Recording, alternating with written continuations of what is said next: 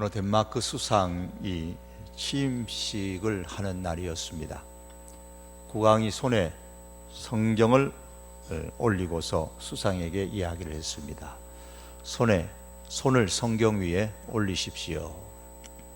그러자 수상은 이렇게 말합니다. 폐하, 저는 하나님을 믿지 않습니다.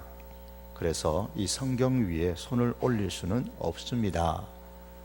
그러니까 이 국왕이 수상에게 미소를 지으면서 이렇게 말했습니다. 괜찮습니다. 하나님도 당신의 말을 믿지 않으니까요. 그렇습니다. 세상은 이제 말만 가지고서는 더 이상 신뢰할 수 없는 그런 사회가 되었습니다. 말로 참 많은 약속을 하고 맹세를 하지만 다 부도가 나는 경우가 얼마나 많은지 모릅니다.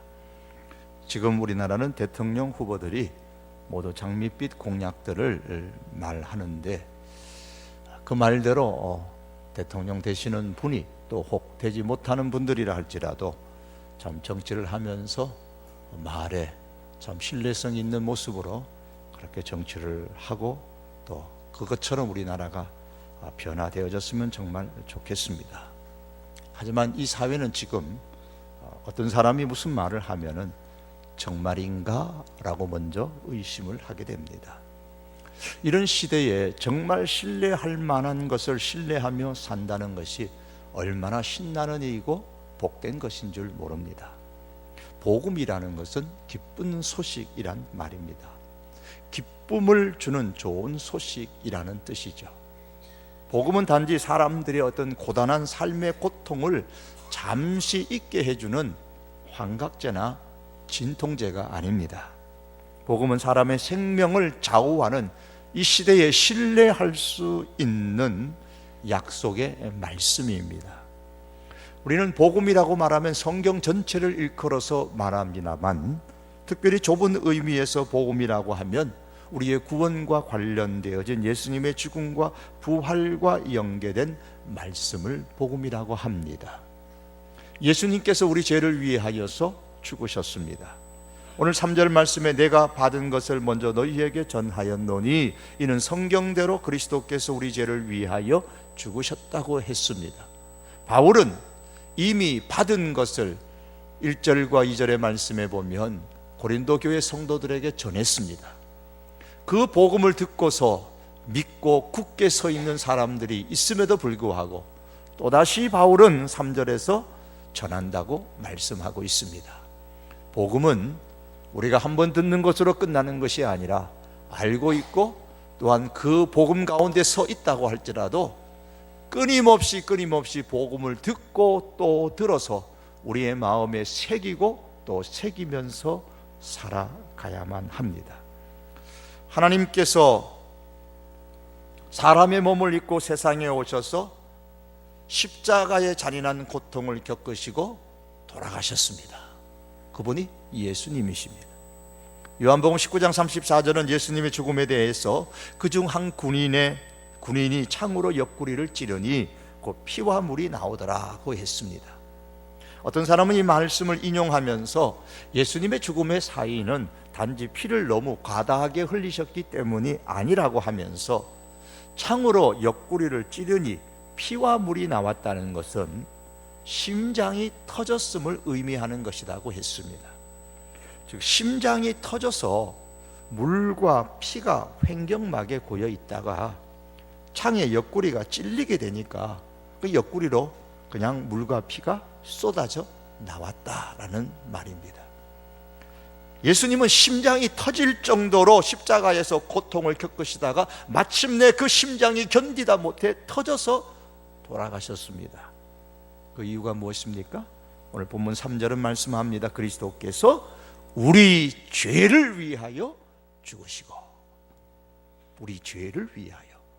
예수님의 죽으심은 저의 죄 때문이고 여러분의 죄 때문에 죽으신 죽음입니다.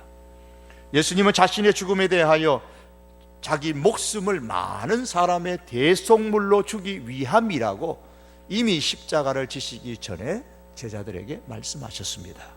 인자의 온 것은 섬김을 받으려 함이 아니라 도리어 섬기려 하고 자기 목숨을 많은 사람의 대속물로 주려 함이라고 하셨습니다. 성경은 우리에게 말씀합니다. mit보다 모든 사람이 받을 만한 이 말이요, 그리스도 예수께서 죄인을 구원하시려고 세상에 임하셨다 하였도다. 죄인 중에 내가 괴수니라. 바울은 내가 죄인 중에 괴수다, 죄인 중에 괴수인 나를 위하여 죄인을 구원하시려고, 즉 나를 구원하시려고 예수님께서 세상에 임하셨다라고 그렇게 고백했습니다. 바울뿐만이 아닙니다. 이 말씀을 영국의 종교개혁자의 아버지라고 불리는 토머스 빌리라는 사람도 믿었습니다. 그는 기독교를 개종하기 전에 로마 가톨릭 신자였습니다.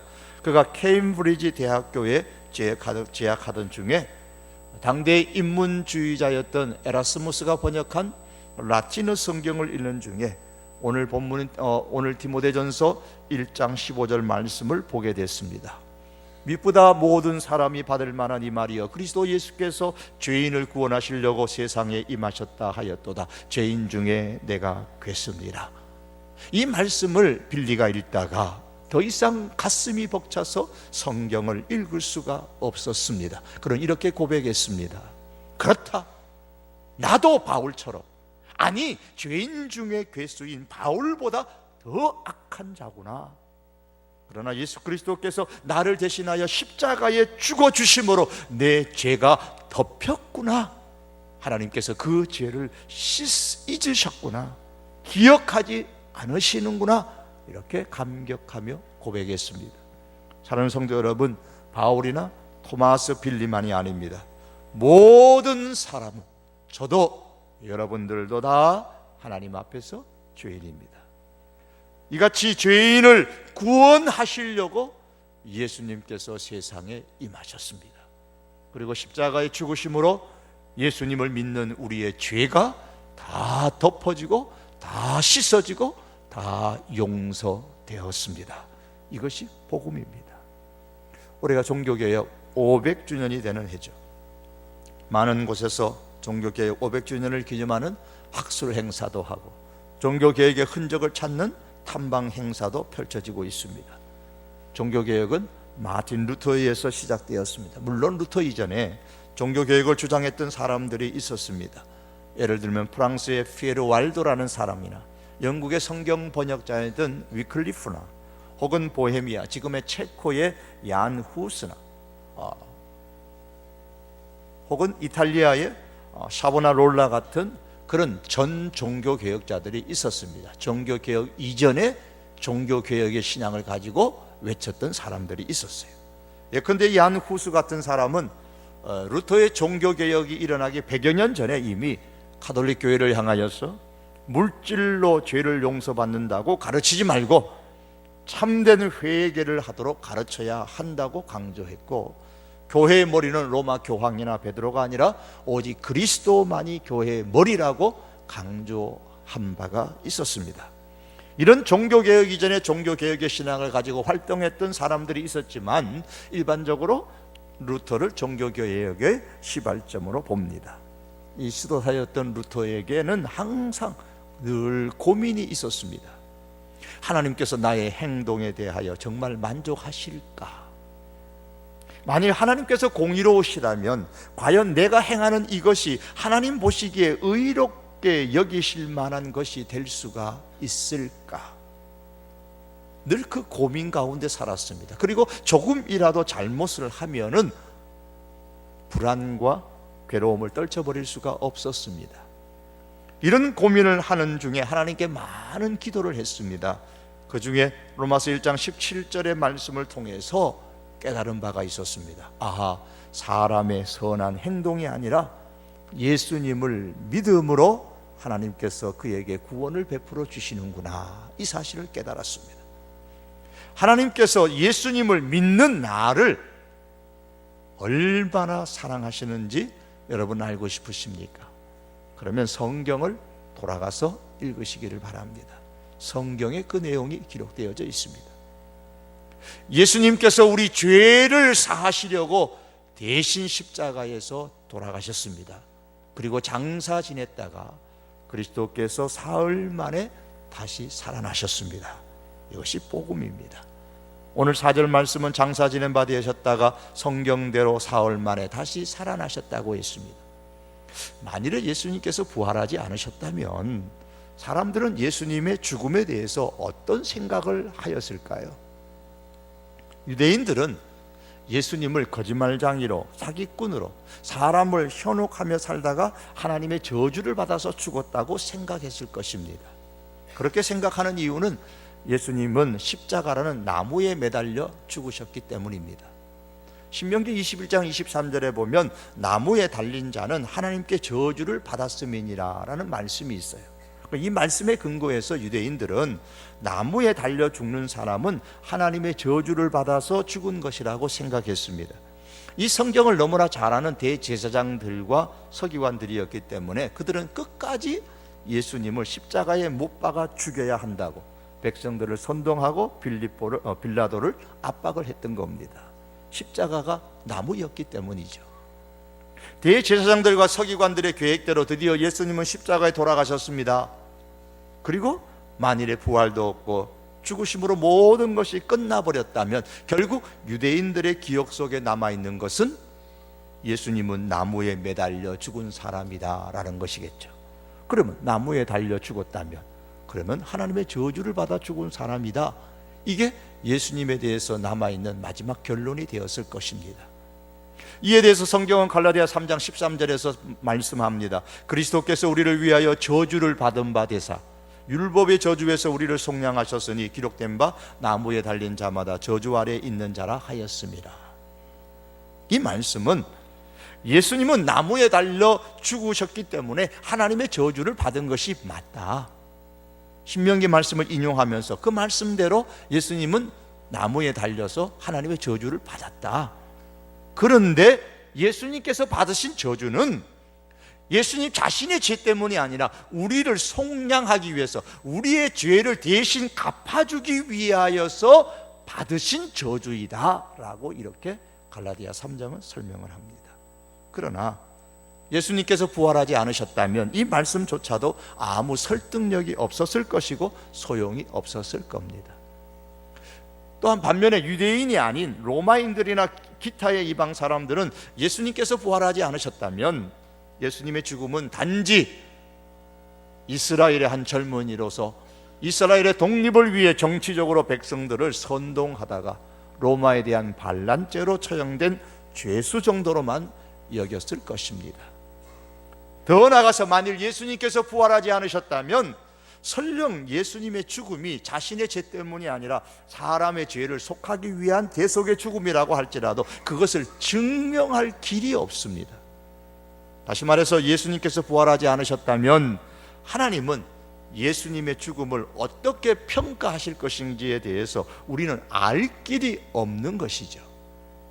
그러므로 예수님의 부활은 하나님께서 예수님의 죽음에 대하여 예수님의 죽음은 단지 한 정치인의 죽음이 아니라 인간의 죄를 속하기 위한 속죄의 희생으로 죽으셨다는 것을 인정하시는 것입니다. 그것을 세상에 선포하는 것이 바로 하나님이 예수님을 살리신 거예요. 이것을 로마서 1장 4절은 말씀하기를 죽은 자들 가운데서 부활하사 죽은 자들 가운데서 예수님께서 부활하셔서 하나님의 아들로 선포되었다 그랬습니다. 곧 우리 주 예수 그리스도시니라. 예수님이 하나님의 아들이다 라는 것을 세상에 선포하는 사건이 무슨 사건이냐? 예수님의 부활이라는 거예요. 예수님은 공생의 삶을 사시는 동안에 자신이 하나님의 아들이시라는 것을 계속 강조하셨습니다. 대제사장들과 서기관들이 예수님을 십자가에 못 박도록 한 죄목이 바로 참남죄입니다. 신성모독죄. 자기를 스스로 하나님의 아들이라고 말한 것에 대해서 너는 하나님의 아들도 아니면서 하나님의 아들이라고 말하는구나. 너는 하나님을 모독하는 신성모독죄를 지었다. 그래서 십자가에 못 박도록 했던 겁니다. 대제사장들이 서기관들이 예수님을 이제 붙잡아 가지고 공회에 끌고 와 가지고 묻습니다. 내가 하나님의 아들이냐? 이 질문에 예수님께서는 자신이 하나님의 아들이시라고 우회적으로 말씀하셨어요. 다 이르되 그러면 내가 하나님의 아들이냐? 대답하시되 너희들이 내가 그라고 말하고 있느니라. 그들이 이르되 어찌 더 증거를 요구하리요? 우리가 친히 그 입에서 들었노라 하더라. 누가복음 22장의 말씀이에요.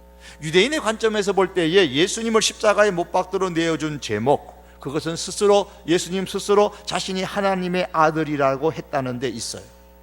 이 사실에 대해서 예수님은 끝까지 자신이 하나님의 아들이라는 이 주장을 굽히지 않으셨습니다. 그리고 마침내 빌라도 법정에 서게 되어서 십자가에 돌아가신 겁니다. 그러므로 예수님이 하나님의 아들이냐 아니냐, 이것이 주된 이슈였던 거예요.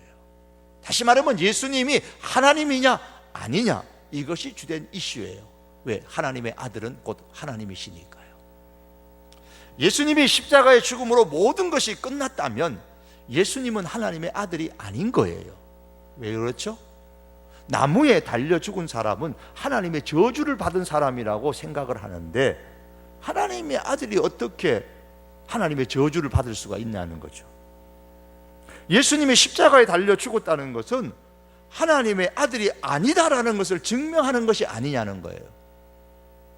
그러면 생전에 스스로 나는 하나님의 아들이라고 주장했던 예수님의 말들은 다 거짓말들이고, 따라서 예수님은 스스로 하나님의 아들이라고 말한 아주 거짓말쟁이고 백성들을 속이는 사기꾼인 거죠. 그렇다면 예수님의 죽음은 곧 거짓말쟁이의 죽음이고 사기꾼의 죽음에 불과한 아주 가치 없는 죽음으로 전락하고 마는 겁니다. 그런데 예수님은 십자가의 죽음으로 끝나지 않으셨습니다. 죽은 자들 가운데서 부활하사, 죽은 자들 가운데서 부활하셨고 능력으로 하나님의 아들로 선포되셨습니다. 이 말씀처럼 예수님의 부활은 예수님이 하나님의 아들이심을 증명하는 사건인 겁니다. 따라서 예수님께서 십자가에 돌아가시기 전에 하셨던 말씀, 내가 곧 하나님의 아들이라고 말씀하셨던 그 말씀이 참말이라는 것이 예수님의 부활로 통해서 증명되어졌습니다.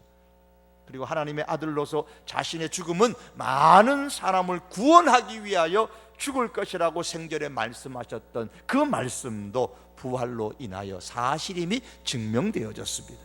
그 결과 어떻습니까?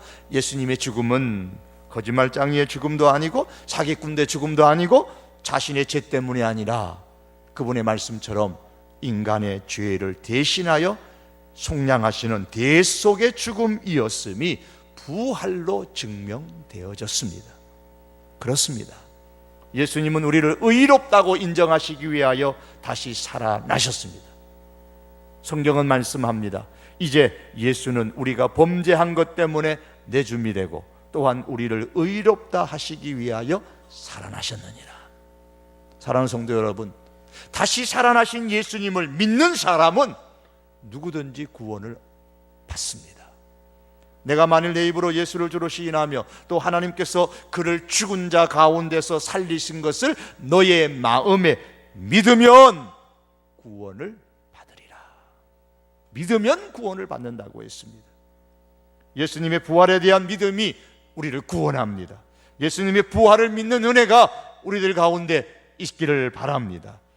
예수님은 우리의 죄를 대신 속죄하시기 위해서 죽으셨고 다시 살아나셨다는 이것이 바로 복음입니다. 이 복음을 과연 우리가 어떻게 신뢰할 수 있을까요? 바울은 복음이 신뢰할 수 있는 내용이라는 사실을 본문에서 두 가지로 증거해 주고 있습니다. 첫 번째 증거는 성경이에요. 바울은 3절과 4절에서 성경대로 그리스도께서 죽으시고 성경대로 다시 살아나셨다고 말씀합니다. 바울이 이 말씀을 기록할 당시에는 신약 성경이 없었기 때문에 여기서 성경대로 할 때 성경은 구약 성경을 두고 하시는 말씀입니다. 즉 구약 성경에 예수님의 죽으심과 예수님의 부활이 기록되어져 있다는 말씀이에요. 예수님께서 부활하신 이후에 제자에게 이렇게 말씀하셨어요. 내가 너희와 함께 있을 때에 너희에게 말한 바, 즉 내가 십자가에 죽기 전에 내가 너희들하고 다니면서 전도도 하고 가르치기도 했는데 그때 내가 너희에게 이런 말 하지 않았느냐? 모세의 율법과 선지자의 글과 시편에 나를 가리켜 기록된 모든 것이 이루어져야 하리라 한 말이 이것이라. 여기서 모세의 율법과 선지자의 글과 시편, 이 말씀은 구약 성경이라는 가장 고전적인 표현이에요. 즉 구약 성경에 나를 가르쳐 기록된 모든 것이 이루어져야 하리라 한 말이 이것이다. 부활 후에 한 말씀이니까 이 부활이라는 거예요. 그러면 구약 성경에 무엇이 기록되어졌냐? 그리스도가 고난을 받고 제3일에 죽은 자 가운데서 살아날 것, 또 그의 이름으로 죄 사함을 얻게 하는 회개가 예루살렘으로부터 시작하여 모든 족속에게 전파될 것이 어디에 기록되었으니 구약 성경에 이미 기록되어졌다. 그리고 그렇게 기록된 대로 내가 이렇게 십자가에 죽었고 이렇게 너희가 보는 바와 같이 내가 지금 이렇게 부활하여 다시 살았다라고 예수님께서 말씀하시는 겁니다. 구약 성경에 이미 말씀하셨다는 거예요. 성경대로 죽으셨고 성경대로 살으셨다는 말씀이에요. 구약 성경에 이런 말씀이 어디 나옵니까? 창세기 3장 15절에서 뱀의 머리를 상하게 하시는 것에서부터 예수님의 십자가의 사건은 기록되어져 있고, 창세기 22장에 나오는 모리아 산에서 아브라함 이삭을 죽이고 살리는 장면 속에서 예수님의 죽으심과 부활이 나타나고, 모세가 광야에서 반석을 쳐서 물이 나오게 하시는 사건 속에서도 예수님의 죽으심과 부활이 나오고, 가나안 땅에서 도피성을 만드시는 것도 예수님의 죽으심과 부활을 증거하고, 요나가 물고기 뱃속에서 3일 동안 있다가 해변으로 나오게 된 것도 예수님의 죽으심과 부활을 증거합니다. 구약 성경 창세기로부터 말라기까지 예수님의 죽음과 부활에 관한 말씀들은 아주 많이 있습니다. 특별히 시편 16편이나 시편 22편이나 이사야 53편이나 호세아 6장 같은 내용들은 예수님의 죽음과 부활에 대해서 많이 가장 알려져 있는 그런 보편적인 내용들입니다. 그런데 이 구약 성경의 인간 저자들은 서로 만나서 이 사실을 의논한 적이 없습니다. 모세와 이사야와 예레미야와 그리고 말라기 선지자가 한자리에 모여가지고, 자, 우리가 지금부터 앞으로 오실 예수님에 대해서, 예수님의 그 십자가의 죽으심과 예수님의 그 부활에 대해서 우리가 기록을 하자. 모세야 너는 창세기에 기록하고, 출애굽기에 기록하고, 말라기 너는 말라기에 기록하고, 이사야 너는 이사야 53장에 기록하고, 다윗아 너는 시편 22편에 기록하고, 이렇게 의논해가지고 기록한 게 아니라는 거예요. 그들은 서로 만나지도 못했습니다. 서로 살았던 시대가 다릅니다. 살았던 장소가 다릅니다. 각자의 직업이 달랐습니다. 하지만 그들은 성령으로 말미암아 감동 주심에 따라서 제각기 자기 시대에 살아가면서 예수님의 죽으심과 예수님의 부활에 대한 기록을 남겼습니다. 그리고 예수님은 그들이 기록한 그 구약 성경 그대로 죽으셨다가 기록된 그대로 다시 살아나셨습니다. 결코 예수님의 죽음과 부활은 꾸며낸 소설이 아니다라는 거예요. 특별히 예수님은 요한복음 5장 39절에서 너희가 성경에서, 즉 구약 성경에서 영생을 얻는 줄 생각하고 성경을 연구하거니와, 구약 성경을 연구하거니와 이 구약 성경이 곧 내게 대하여, 예수님에 대하여 증언하는 것이니라. 예수님께서 직접 성경이 예수님 자신에 관해서 기록한 것이라고 말씀하셨습니다. 그러므로 사랑하는 성도 여러분, 예수님의 죽으심과 부활은 어쩌다가 우연히 일어난 사건이 아닙니다.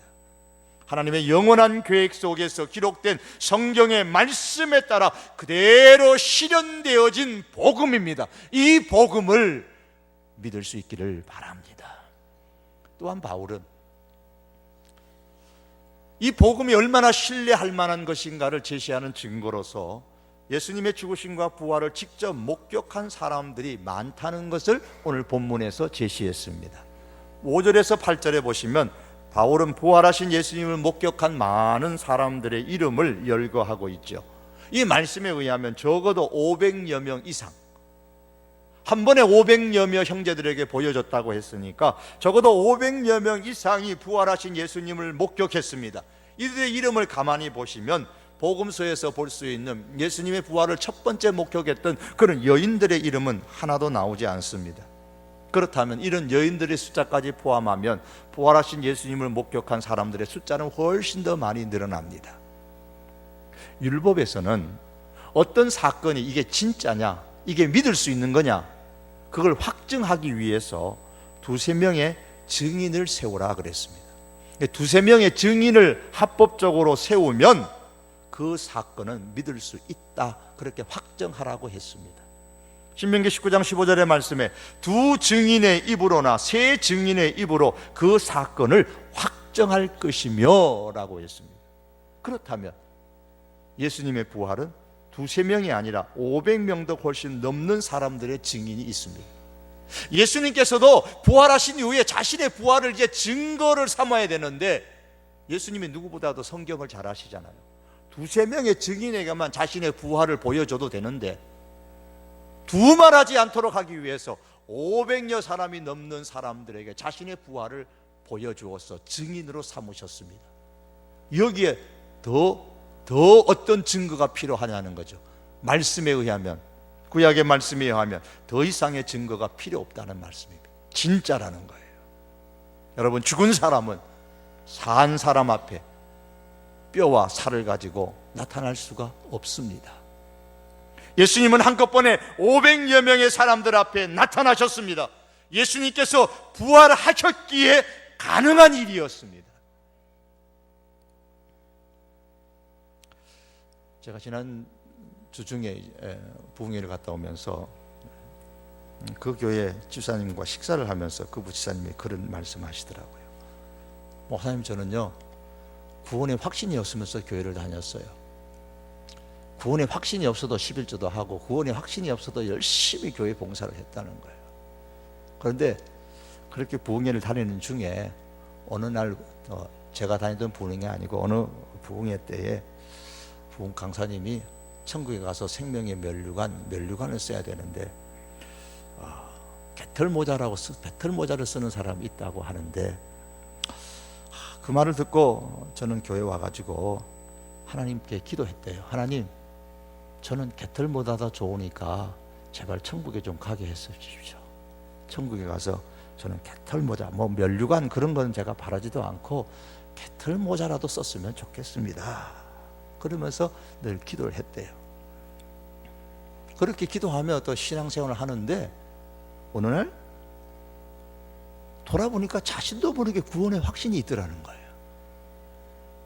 뭐 어떤 계기가 있어가지고 딱 기억나는 건 없는데, 전에는 분명히 자기가 구원의 확신이 없었는데 지금은 분명히 구원의 확신이 생겼더라는 거예요. 그래서 자기 딸한테 얘기했대요. 야야, 내가 죽거든. 너 울지 마. 나 천국에 가. 나 천국에 가니까 너 울지 말고 기쁘게 찬송 많이 불러주라. 찬송 많이 불러주라. 그렇게 딸에게 자주 얘기해 준대요. 사랑하는 성도 여러분, 예수님은 성경대로 우리의 죄를 대신하여 죽으셨습니다. 그리고 장사 지낸 바 되어 완전히 죽으셨다가, 기절한 것도 아니고 완전히 죽으셨다가 성경대로 부활하셨습니다. 이것이 복음입니다. 이 복음을 믿을 수 있는 우리가 될 수 있기를 바랍니다. 그래서 이 복음 가운데 우리의 구원의 확신을 두고 자신 있게 살아갈 수 있는 우리 믿음의 식구들 다 될 수 있기를 주님의 이름으로 축복합니다. 기도하시겠습니다.